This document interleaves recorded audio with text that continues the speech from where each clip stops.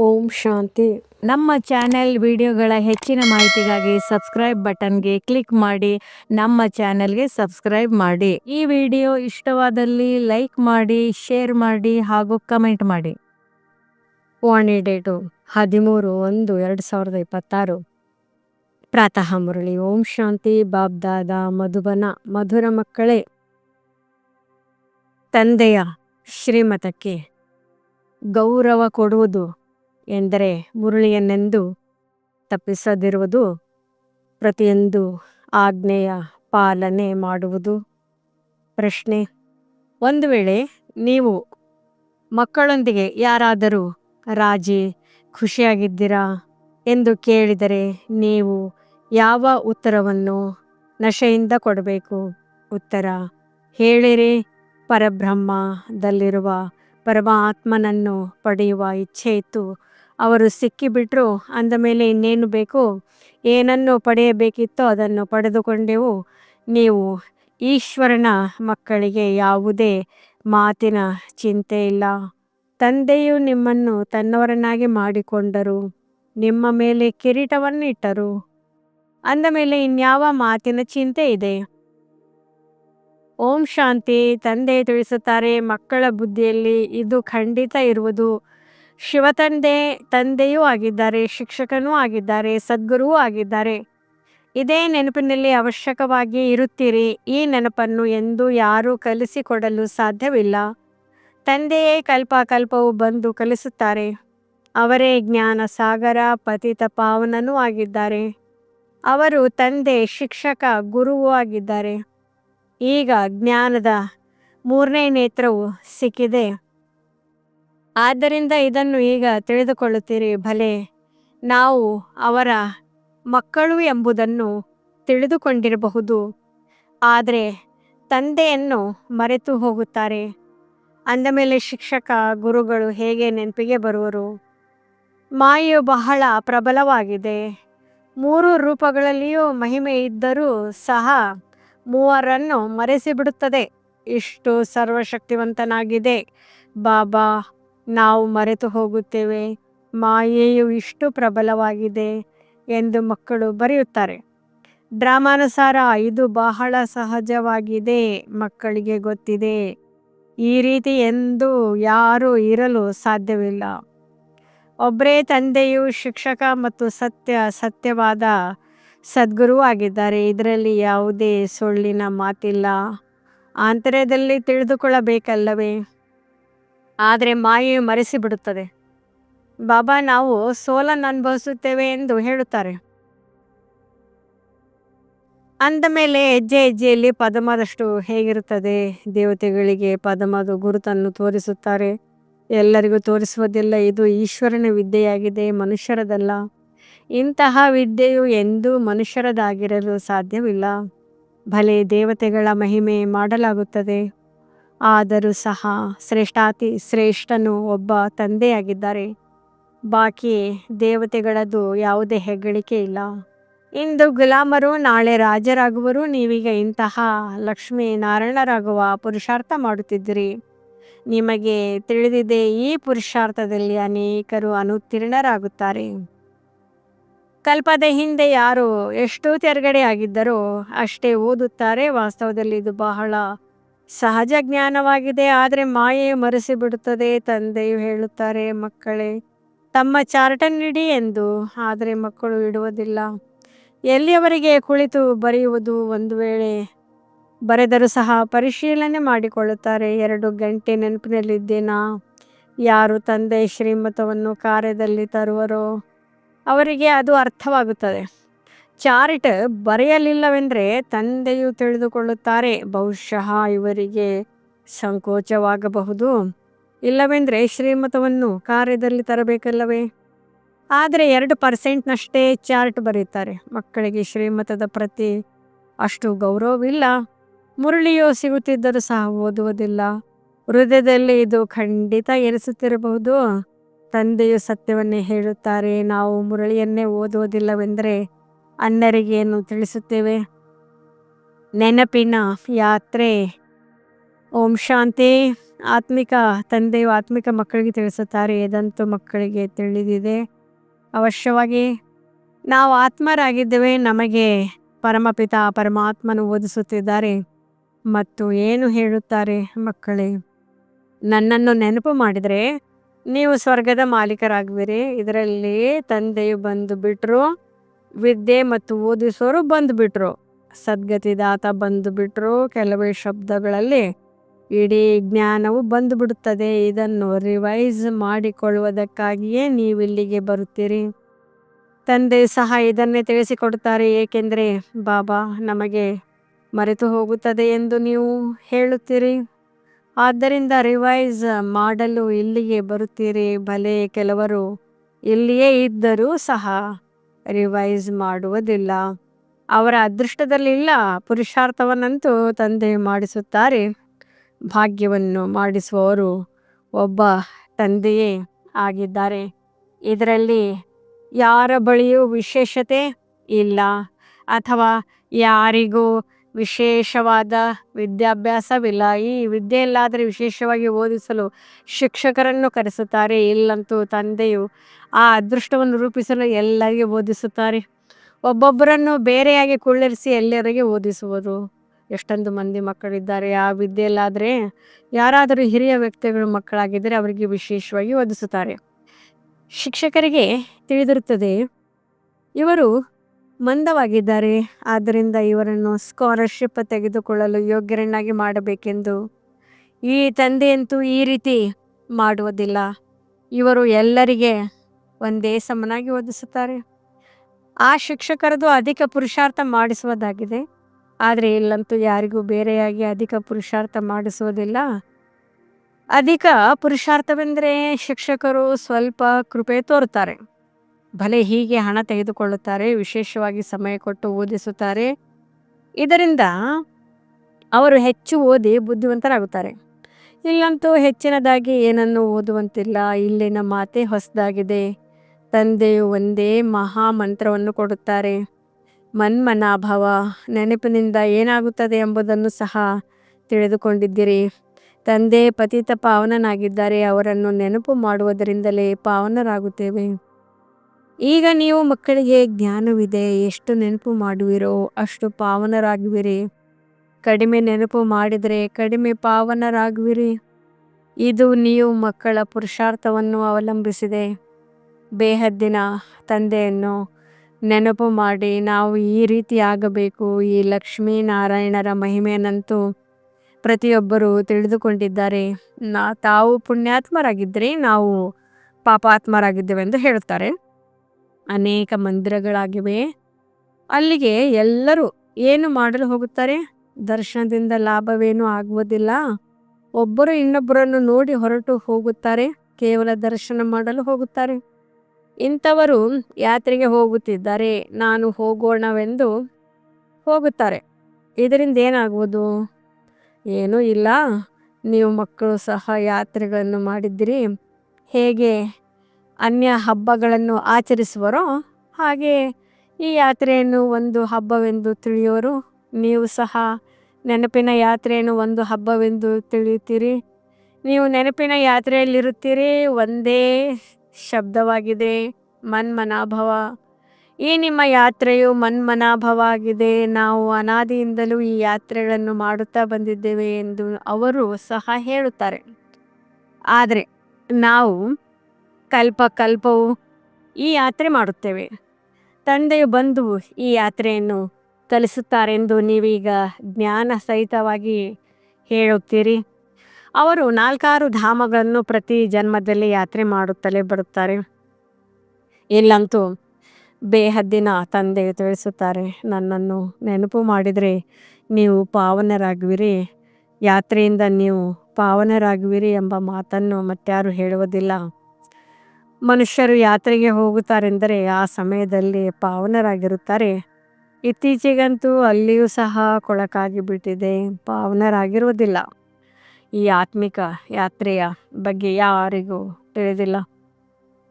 ಈಗ ನಿಮಗೆ ತಂದೆ ತಿಳಿಸಿದ್ದಾರೆ, ಇದು ಸತ್ಯವಾದ ನೆನಪಿನ ಯಾತ್ರೆಯಾಗಿದೆ. ಆ ಯಾತ್ರೆಗಾಗಿ ಸುತ್ತಾಡಲು ಹೋಗುತ್ತಾರೆ. ಆದರೂ ಸಹ ಹೇಗಿದ್ದವರು ಹಾಗೆಯೇ ಉಳಿದು ಬಿಡುತ್ತಾರೆ. ಕೇವಲ ಸುತ್ತಾಡುತ್ತಿರುತ್ತಾರೆ. ಹೇಗೆ ವಾಸ್ಕೋಡಿಗಾಮನು ಸೃಷ್ಟಿಯನ್ನು ಪರ್ಯಟನೆ ಮಾಡಿದನೋ ಅದೇ ರೀತಿ ಇವರು ಸಹ ಸುತ್ತುತ್ತಿರುತ್ತಾರೆ. ನಾಲ್ಕಾರು ಕಡೆ ಸುತ್ತಿದೆವು, ಆದರೂ ಬಹಳಷ್ಟು ದೂರ ಉಳಿದೆವು ಎಂದು ಗೀತೆ ಇದೆಯಲ್ಲವೇ. ಭಕ್ತಿ ಮಾರ್ಗದಲ್ಲಂತೂ ಯಾರು ಭಗವಂತನೊಂದಿಗೆ ಮಿಲನ ಮಾಡಿಸಲು ಸಾಧ್ಯವಿಲ್ಲ. ಯಾರಿಗೂ ಭಗವಂತನು ಸಿಗಲಿಲ್ಲ. ಭಗವಂತನಿಂದ ದೂರವೇ ಉಳಿದರು. ಸುತ್ತಾಡಿ ಬಂದು ಪುನಃ ಮನೆಯಲ್ಲಿ ಪಂಚವಿಕಾರಗಳಲ್ಲಿ ಸಿಲುಕುತ್ತಾರೆ. ಅವೆಲ್ಲವೂ ಸುಳ್ಳು ಯಾತ್ರೆಗಳಾಗಿವೆ. ನೀವು ಮಕ್ಕಳು ಈಗ ತಿಳಿದುಕೊಂಡಿದ್ದೀರಿ, ಇದು ಪುರುಷೋತ್ತಮ ಸಂಗಮಯುಗವಾಗಿದೆ.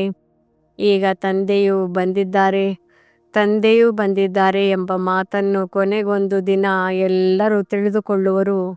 ಭಗವಂತನು ಕೊನೆಗೂ ಸಿಗುವರು. ಆದರೆ ಹೇಗೆ, ಇದನ್ನು ಯಾರೂ ತಿಳಿದುಕೊಂಡಿಲ್ಲ. ಇದಂತೂ ಮಧುರಾತಿ ಮಧುರ ಮಕ್ಕಳಿಗೆ ತಿಳಿದಿದೆ. ನಾವು ಶ್ರೀಮತದಂತೆ ಈ ಭಾರತವನ್ನು ಪುನಃ ಸ್ವರ್ಗವನ್ನಾಗಿ ಮಾಡುತ್ತಿದ್ದೇವೆ. ನೀವು ಭಾರತದ ಹೆಸರನ್ನೇ ತೆಗೆದುಕೊಳ್ಳುತ್ತೀರಿ. ಆ ಸಮಯದಲ್ಲಿ ಮತ್ಯಾವುದೇ ಧರ್ಮವಿರುವುದಿಲ್ಲ. ಇಡೀ ವಿಶ್ವವೇ ಪವಿತ್ರವಾಗಿ ಬಿಡುತ್ತದೆ. ಈಗಂತೂ ಅನೇಕ ಧರ್ಮಗಳಿವೆ. ತಂದೆಯು ಬಂದು ನಿಮಗೆ ಇಡೀ ವೃಕ್ಷದ ಜ್ಞಾನವನ್ನು ತಿಳಿಸುತ್ತಾರೆ. ನಿಮಗೆ ಸ್ಮೃತಿ ತರಿಸುತ್ತಾರೆ. ನೀವೇ ದೇವತೆಗಳಾಗಿದ್ದೀರಿ. ನಂತರ ಕ್ಷತ್ರಿಯ, ವೈಶ್ಯ, ಶೂದ್ರರಾದಿರಿ. ಈಗ ನೀವೇ ಬ್ರಾಹ್ಮಣರಾಗಿದ್ದೀರಿ. ಈ ಹಂ ಸೋ ಹಂನ ಅರ್ಥವನ್ನು ತಂದೆಯು ಎಷ್ಟು ಸಹಜವಾಗಿ ತಿಳಿಸುತ್ತಾರೆ. ಓಂ ಅರ್ಥಾತ್ ನಾನಾತ್ಮ. ಹೀಗೆ ಚಕ್ರವನ್ನು ಸುತ್ತುತ್ತೇನೆ. ಇದನ್ನು ಅವರು ನಾನಾತ್ಮನೇ ಪರಮಾತ್ಮ, ಪರಮಾತ್ಮನೇ ಆತ್ಮನೆಂದು ಹೇಳಿಬಿಡುತ್ತಾರೆ. ಹಂ ಸೋ ಹಂನ ಯಥಾರ್ಥ ಅರ್ಥವನ್ನು ತಿಳಿದುಕೊಂಡಿರುವರು ಯಾರೊಬ್ಬರೂ ಇಲ್ಲ. ಆದ್ದರಿಂದ ತಂದೆಯು ತಿಳಿಸುತ್ತಾರೆ, ಈ ಯಾವ ಮಂತ್ರವಿದೆಯೋ ಇದನ್ನು ಪ್ರತಿ ಕ್ಷಣ ನೆನಪಿಟ್ಟುಕೊಳ್ಳಬೇಕು. ಚಕ್ರವು ಬುದ್ಧಿಯಲ್ಲಿಲ್ಲವೆಂದರೆ ಚಕ್ರವರ್ತಿ ರಾಜರು ಹೇಗಾಗುತ್ತೀರಿ. ಈಗ ನಾವು ಆತ್ಮರು ಬ್ರಾಹ್ಮಣರಾಗಿದ್ದೇವೆ, ಮತ್ತೆ ನಾವೇ ದೇವತೆಗಳಾಗುತ್ತೇವೆ. ನೀವು ಇದನ್ನು ಯಾರೊಂದಿಗಾದರೂ ಕೇಳಿ, ಯಾರೂ ತಿಳಿಸುವುದಿಲ್ಲ. ಅವರಂತೂ 84 ಜನ್ಮಗಳ ಅರ್ಥವನ್ನು ತಿಳಿದುಕೊಂಡಿಲ್ಲ. ಭಾರತದ ಉತ್ಥಾನ ಹಾಗೂ ಪತನದ ಗಾಯನವಿದೆ. ಇದು ಸರಿಯಾಗಿದೆ. ಸತೋ ಪ್ರಧಾನ, ಸತೋ ರಜೋ ತಮೋ, ಸೂರ್ಯವಂಶಿ, ಚಂದ್ರವಂಶಿ, ನಂತರ ವೈಶ್ಯವಂಶಿ. ಈಗ ನೀವು ಮಕ್ಕಳಿಗೆ ಎಲ್ಲವೂ ಅರ್ಥವಾಗಿದೆ. ಬೀಜರೂಪ ತಂದೆಯನ್ನೇ ಜ್ಞಾನ ಸಾಗರನೆಂದು ಕರೆಯಲಾಗುತ್ತದೆ. ಅವರು ಈ ಚಕ್ರದಲ್ಲಿ ಬರುವುದಿಲ್ಲ. ನಾವು ಜೀವಾತ್ಮರು ಪರಮಾತ್ಮನಾಗಿ ಬಿಡುತ್ತೇವೆಂದಲ್ಲ. ತಂದೆಯು ಕೇವಲ ತಮ್ಮ ಸಮಾನ ಜ್ಞಾನಪೂರ್ಣರನ್ನಾಗಿ ಮಾಡುತ್ತಾರೆಯೇ ಹೊರತು ತಮ್ಮ ಸಮಾನ ಭಗವಂತರನ್ನಾಗಿ ಮಾಡುವುದಿಲ್ಲ.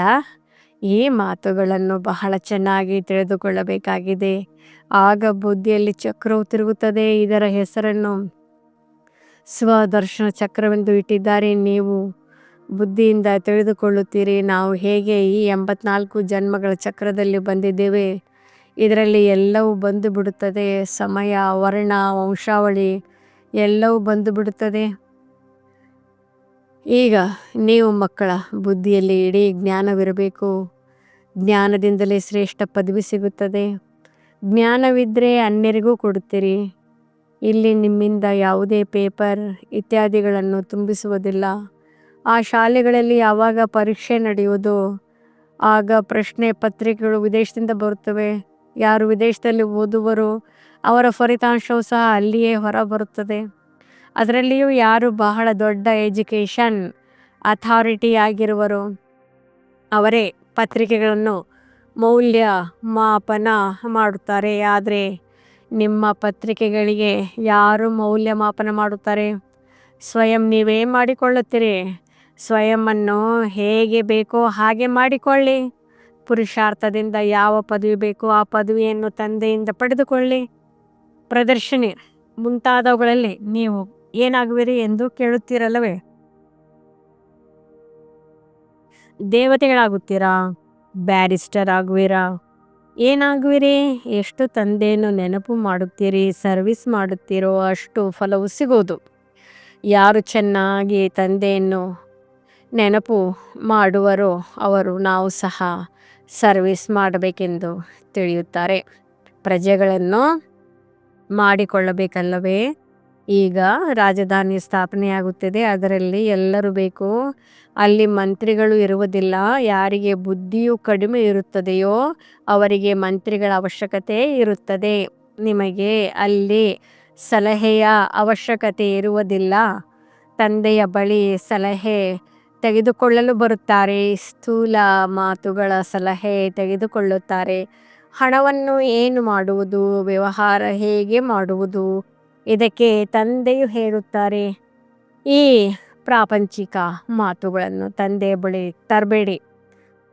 ಅವರಿಗೆ ಬೇಸರವಾಗದಿರಲೆಂದು ಏನಾದರೂ ಧೈರ್ಯವನ್ನು ಹೇಳಿ ಕಳಿಸುತ್ತೇನೆ. ಇದೇನು ನನ್ನ ಕೆಲಸವಲ್ಲ, ನನ್ನದು ನಿಮಗೆ ಮಾರ್ಗವನ್ನು ತಿಳಿಸುವ ಈಶ್ವರ್ಯ ಕರ್ತವ್ಯವಾಗಿದೆ.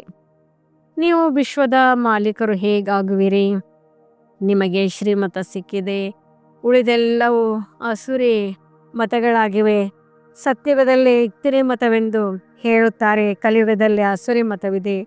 ಅದು ಸುಖಧಾಮವಾಗಿದೆ. ಅಲ್ಲಿ ಎಂದೂ ಸಹ ನಿಮ್ಮ ಯೋಗಕ್ಷೇಮ ಹೇಗಿದೆ, ಆರೋಗ್ಯ ಚೆನ್ನಾಗಿದೆಯೇ ಎಂದು ಕೇಳುವುದಿಲ್ಲ.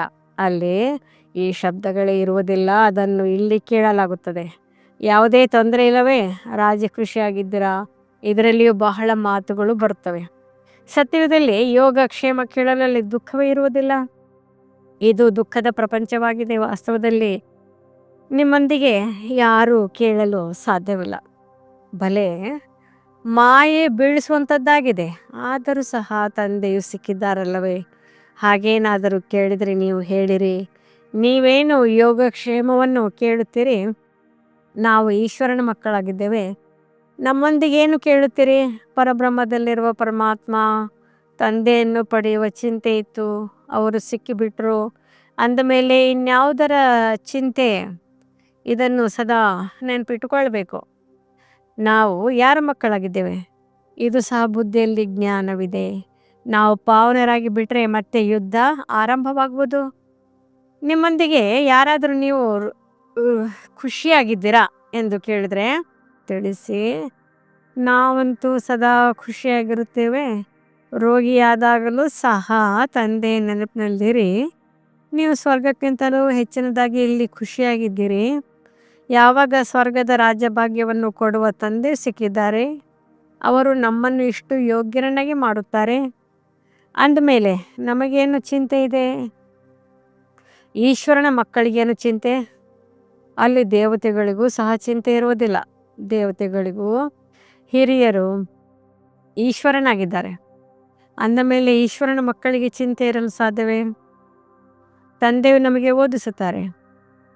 ಅವರು ನಮ್ಮ ಶಿಕ್ಷಕ, ಸದ್ಗುರುವಾಗಿದ್ದಾರೆ. ನಮ್ಮ ಮೇಲೆ ಕಿರೀಟವನ್ನಿಟ್ಟು ಕಿರೀಟಧಾರಿಗಳನ್ನಾಗಿ ಮಾಡುತ್ತಿದ್ದಾರೆ. ನಮಗೆ ವಿಶ್ವದ ಕಿರೀಟವು ಹೇಗೆ ಸಿಗುತ್ತದೆ ಎಂಬುದನ್ನು ನೀವು ತಿಳಿದುಕೊಂಡಿದ್ದೀರಿ. ತಂದೆಯು ಸ್ಥೂಲವಾಗಿ ಕಿರೀಟವನ್ನು ನೀಡುವುದಿಲ್ಲ, ಇದು ನಿಮಗೆ ತಿಳಿದಿದೆ. ಸತ್ಯುಗದಲ್ಲಿ ತಂದೆಯು ತನ್ನ ಮಕ್ಕಳಿಗೆ ತಮ್ಮ ಕಿರೀಟವನ್ನು ನೀಡುತ್ತಾರೆ. ಇದಕ್ಕೆ ಆಂಗ್ಲ ಭಾಷೆಯಲ್ಲಿ ಕ್ರೌನ್ ಸ್ಟ್ರಾನ್ಸ್ ಎಂದು ಹೇಳುತ್ತಾರೆ. ಇಲ್ಲಿ ಎಲ್ಲಿಯವರೆಗೆ ತಂದೆಯ ಕಿರೀಟವು ಮಕ್ಕಳಿಗೆ ಸಿಗುವುದಿಲ್ಲವೋ ಅಲ್ಲಿಯವರೆಗೆ ನಮ್ಮ ತಂದೆಯು ಸತ್ತರೆ ನಮಗೆ ಕಿರೀಟ ಸಿಕ್ಕಿಬಿಡುವುದೆಂದು ಮಕ್ಕಳಿಗೆ ಉತ್ಕಂಠವಿರುತ್ತದೆ. ನಾವು ರಾಜಕುಮಾರನಿಂದ ಮಹಾರಾಜನಾಗಬೇಕೆಂಬ ಆಸೆ ಇರುತ್ತದೆ. ಸತ್ಯುಗದಲ್ಲಿ ಈ ರೀತಿಯ ಮಾತಿಲ್ಲ. ತಮ್ಮ ಸಮಯದಲ್ಲಿ ಕಾಯ್ದೆ ಅನುಸಾರ ತಂದೆಯು ಮಕ್ಕಳಿಗೆ ಕಿರೀಟವನ್ನು ಕೊಟ್ಟು ದೂರ ಸರಿಯುತ್ತಾರೆ. ಅಲ್ಲಿ ವಾನಪ್ರಸ್ಥದ ಚರ್ಚೆಯಾಗುವುದಿಲ್ಲ. ಮಕ್ಕಳಿಗೆ ಮಹಲು ಇತ್ಯಾದಿಗಳನ್ನು ಮಾಡಿಸುತ್ತಾರೆ. ಆಸೆಗಳೆಲ್ಲ ಪೂರ್ಣವಾಗುತ್ತದೆ. ನಿಮಗೆ ತಿಳಿದಿದೆ. ಸತ್ಯುಗದಲ್ಲಿ ಸುಖವೇ ಸುಖವಿರುತ್ತದೆ. ಪ್ರಾಕ್ಟಿಕಲ್ನಲ್ಲಿ ಯಾವಾಗ ಅಲ್ಲಿ ಹೋಗುವಿರೋ ಆಗ ಅದೆಲ್ಲ ಸುಖವನ್ನು ಪಡೆಯುವಿರಿ. ಸ್ವರ್ಗದಲ್ಲಿ ಏನಿರುವುದು ಎಂದು ನಿಮಗೆ ಗೊತ್ತು. ಒಂದು ಶರೀರವನ್ನು ಬಿಟ್ಟು ಮತ್ತೆ ಎಲ್ಲಿ ಹೋಗುವರು? ಈಗ ನಿಮಗೆ ತಂದೆಯ ಸನ್ಮುಖದಲ್ಲಿ ಓದಿಸುತ್ತಿದ್ದಾರೆ. ನಾವು ಸತ್ಯವಾಗಿ ಹೋಗುತ್ತೇವೆಂದು ನಿಮಗೆ ತಿಳಿದಿದೆ. ಅವರು ಸಹ ನಾವು ಸ್ವರ್ಗದಲ್ಲಿ ಹೋಗುತ್ತೇವೆಂದು ಹೇಳುತ್ತಾರೆ. ಆದರೆ ಯಾವುದಕ್ಕೆ ಸ್ವರ್ಗವೆಂದು ಹೇಳಲಾಗುತ್ತದೆ ಎಂಬುದು ತಿಳಿದಿಲ್ಲ. ಜನ್ಮಾಂತರದಿಂದ ಈ ಅಜ್ಞಾನದ ಮಾತುಗಳನ್ನು ಕೇಳುತ್ತಾ ಬಂದಿರಿ. ಈಗ ತಂದೆ ನಿಮಗೆ ಸತ್ಯ ಮಾತುಗಳನ್ನು ತಿಳಿಸುತ್ತಾರೆ. ಒಳ್ಳೆಯದು.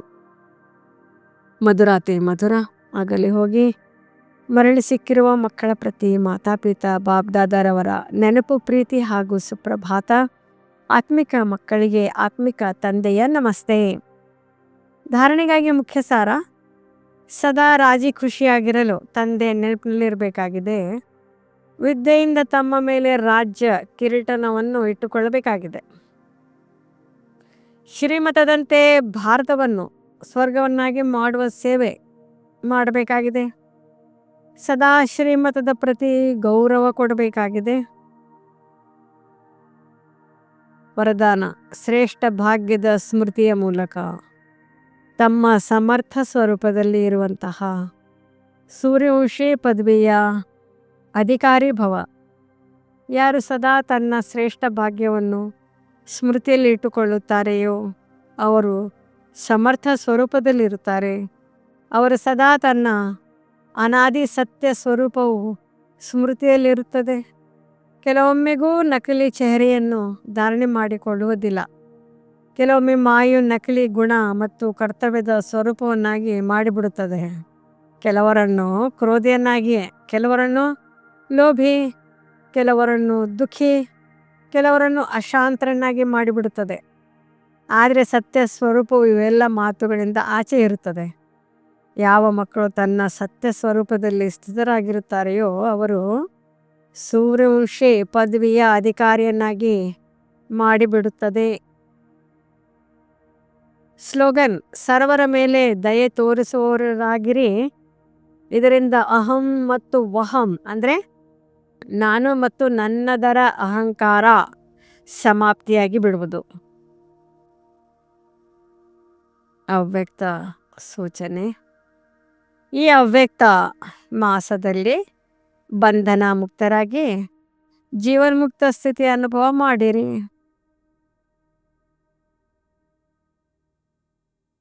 ನಿಮ್ಮ ಆತ್ಮಿಕ ಸ್ಲೋಗನ್ ಏನು? ಮುಕ್ತಿ ಮತ್ತು ಜೀವನ್ಮುಕ್ತಿ ನಮ್ಮ ಜನ್ಮಸಿದ್ಧ ಅಧಿಕಾರವಾಗಿದೆ.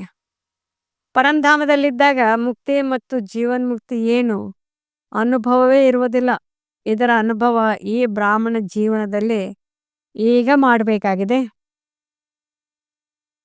ಓಂ ಶಾಂತಿ. ಈ ಮುರಳಿ ಇಷ್ಟವಾದಲ್ಲಿ ಹೆಚ್ಚಿನ ಮುರಳಿಗಳ ಮಾಹಿತಿಗಾಗಿ ನಮ್ಮ ಚಾನಲ್ಗೆ ಸಬ್ಸ್ಕ್ರೈಬ್ ಮಾಡಿ. ತಮಗೆ ವಿಡಿಯೋ ನೋಟಿಫಿಕೇಷನ್ ಸಿಗ್ತಾ ಇರುವುದು ಧನ್ಯವಾದಗಳು.